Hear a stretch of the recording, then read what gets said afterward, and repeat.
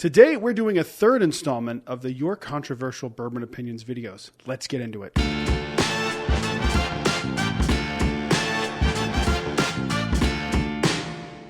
Hello everyone, welcome back to Brad's Bourbon Reviews. I'm Brad, and today we're going to go back into your controversial bourbon opinions. Now listen, these were provided by my viewers over on TikTok. This is part 3. If you haven't watched part 1 or 2, I'll leave a link in the description because you absolutely should go back and watch these because some of these comments are absolutely insane. Before we get into this, if I comment on one of your comments and I'm poking fun at you, it's just a joke. I don't mean anything by it. I'm just silly and trying to add something. I can't just read all of these and agree with all of them. That would be a very boring video. No one will watch it. So let's go ahead and get into the comments here. First one is from Chuck. He said, Rio itself is controversial because it was highly sought after and popular, then debated over too sweet. Now some get offended if you bring it up. I've never tried Penelope Rio. I have really no desire. I don't really like the Amberana finishing stuff that I have had. It's a little too sweet and not my thing. But yeah, I think people really like Penelope Rio. So I think I'm wrong here, and that's fine. Moving on to the next one. The We Are Kentuckians podcast said Jeptha Creed is highly underrated. I have heard that is a really solid bottle. I have never had anything from them though, so I don't think we get that here. I have not seen it anywhere in Florida. Maybe I'm just missing it. If anyone is in Florida and knows that we get it, let me know because I'd like to try it because I hear good things. Moving on to the next one. This scumbag, Micah.Hughes, that's my brother, commented, it's all gross. Shut up, stupid. Moving on to the next one. Coach Mike497 said Blanton shouldn't cost more than $40. I think $60 is about what it should cost. I think with the bottle and it being a single barrel and it being around 6 years, I think $60 is probably like the amount that I think should be paid for that bottle. I mean, if you pay $200, you're going to be disappointed. But I think if you're spending $40, $65, $70 around that range, you know, with inflation and all that kind of stuff, $40 is kind of cheap. I mean, I don't think Blanton's is cheap. I'm trying to think of other $40 bottles. I mean, Jack Daniel's single barrel proof is $75, and I think Blanton's dollar for dollar is probably on par with that. I mean, I'm a little more partial to the barrel proof stuff, obviously, but I think quality wise, I think it's about that. So $60, $75 is fair, I think. Moving on to the next one. Doc2324 commented, I wish a lot of liquor stores would have to sell for MSRP or at least within 15% to its customers. What do I think? Anything we can do besides no one buy it? That would be a great idea. I feel like if you have a liquor store and it's not state run, like North Carolina, that you should be able to price things with whatever you see fit. I, as the consumer, should have the freedom and the ability to walk in, make fun of your pricing on a video, and leave. Ideally, I think it's a good idea, but I just don't think it's practical.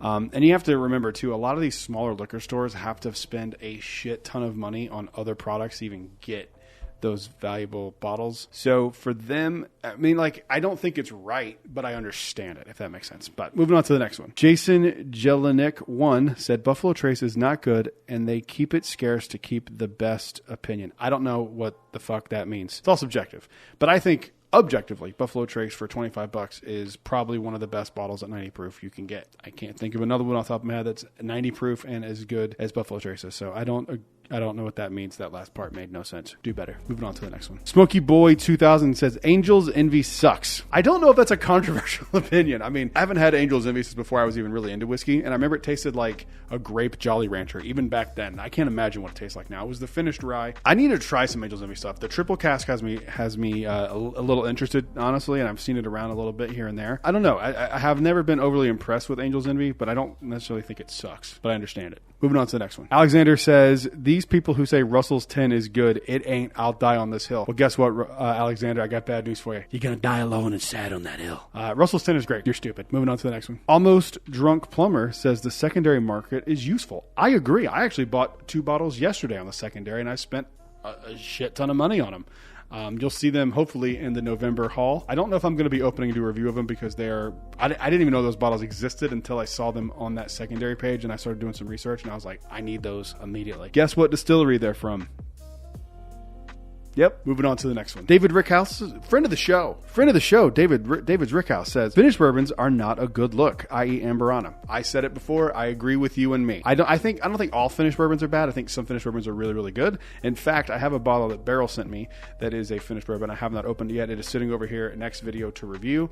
It's an ice wine finish. I don't know if I'm going to love it, to be perfectly honest with you, because I don't typically like wine finishes in bourbon. I feel like the wine kind of overtakes and knocks out the notes of things that I like from bourbon, but we'll see. Finished bourbons can work. I feel like rye does better finish than bourbon does, but that's my own personal opinion. But yeah, Amberana is not good from the few things I've had. I don't remember what I've had, but I remember someone saying it's Amberana, I'd be like, that's like what Rio would be, and hating it. So whatever. Moving on to the next one. Whiskey Dudes says the legs on the side of the glass matter at all. I've had plenty of pours that have had legs just like everything else, but were thin as hell in the mouth. I don't know enough about like what makes the legs off of. I think it's like tannins from the barrel. I don't know. I'm stupid, guys. I don't know if you guys know, but I'm not the brightest person. It's very apparent if you see these videos. Well, you know what I'll say? I will say when I did the review of the Wild Turkey 70th anniversary bottle, I didn't notice any legs, but the mouthfeel was great. It didn't feel thin at all. I might have to start paying more attention to that because it's something I honestly don't really pay attention to much at all.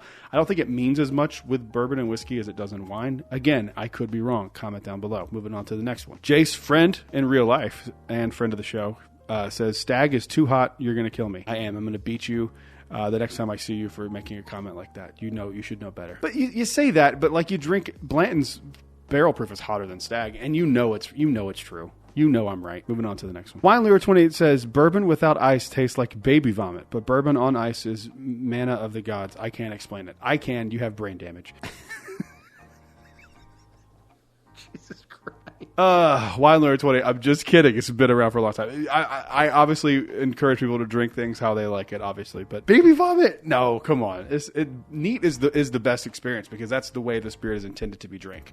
Not intended to be drank. It is the purest form of the spirit. Once you add ice, that introduces water to the spirit, it waters it down. I have no problem with people drinking stuff on ice. I do it from time to time. I did it on vacation this past week. I have no problem with it. I'm not a snob like that. But I think if you're trying to get the most out of bourbon, doing it neat at least first to see if you do need a cube or something like that for your flavor for your palate is a better move than just automatically throwing ice on it. Also, when you add ice and coldness to alcohol, it dulls a lot of the flavors. So I think trying it neat is at least the way to go at first. Moving on to the next one. Ray commented, Evan Williams 1792 small batch is better than Buffalo Trace. Now, Ray, here's the problem with that. I have taste buds, and no, it doesn't.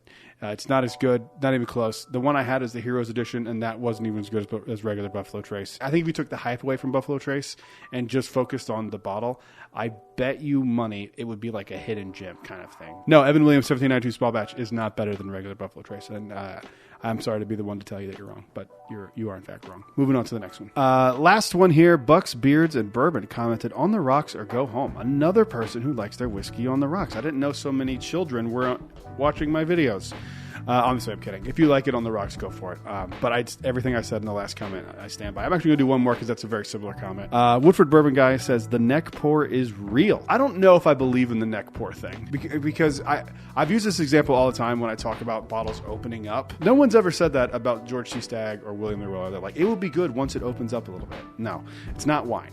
If it needs evaporative loss from being open to be drinkable, it's not a good bottle of whiskey. It can become good later down the line because you've altered what it is.